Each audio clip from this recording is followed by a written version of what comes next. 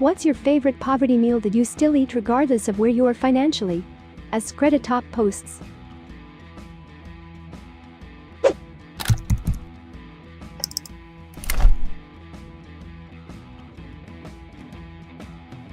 Cinnamon toast. Just bread, butter, cinnamon and sugar mixed together. Also, I love ramen. I love cinnamon toast. But I butter it, sprinkle generously with cinnamon and sugar, then stick that shit under the broiler till it forms a melted crust on top. Edit. As another Redditor pointed out, I meant to say until it caramelizes. Warm and crunchy and glorious, the bottom stays soft too, so it's got multiple textures. Second edit. Broil it until the cinnamon, sugar and butter forms a nice crunchy crust. Does that make y'all nitpickers happy? Wow. This is brilliant, I'm doing it this way next time.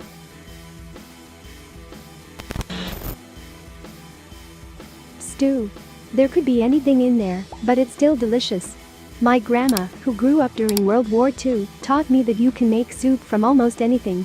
At least once a week I just throw a bunch of scrap veggies, leftover meat, rice, and whatever other random bits are left over from the week's meals into a pot with some stock, boil it all together and bam. We saved the bones from every meal that had animal protein in it, then boiled them to make bone broth. Super filling and nutritious. Then we can the broth BC it keeps forever. If you're too lazy to cook, you just dump a jar of broth, cup and a half of rice, bag or two of frozen veggies into a crock pot and walk away. Soup in 2 hours.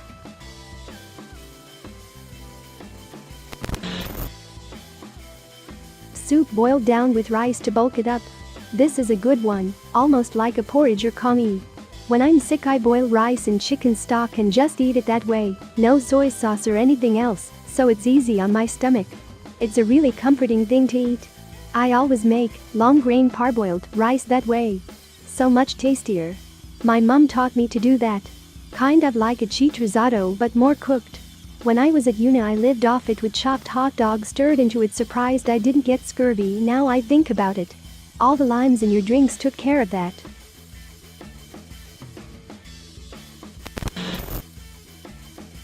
Pancakes. Cheap to make and filling, can be eaten with whatever is in your fridge. Whatever is in your fridge. Pancakes and beef fat plus olives. Make the pancakes with a little cornmeal, less sugar, and a bigger pinch of salt, and that meal really doesn't sound half bad. Beans and rice. I remember a big pot of beans living in the fridge. Hungry? Get some beans. Don't like what was for dinner? Get some beans. Upset stomach? Beans. That was 100% my grandmother growing up. Anytime you said you were hungry, beans. If you were lucky there were cold biscuits left from breakfast, too. Edit. In the southern US, biscuits are a heavily baked good that's eaten sort of like a dinner roll, but tastes a million times better. We call those little flat desserts cookies. They're also good, but biscuits are delicious. Toast. If you have butter or something to slap on top even better, but a few pieces of toast usually satisfies my hunger for a decent amount of time. I'm the opposite, toast always makes me hungrier. Yet I feel like whenever I eat toast I get this ravenous hunger for more. For me it depends on the bread. White bread toast makes me hungry, and I'm not a big fan.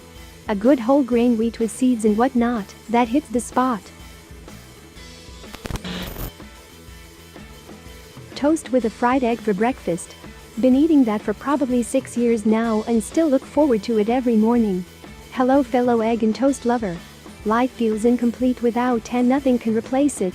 Breakfast just doesn't feel like breakfast without fried eggs on toast. So good.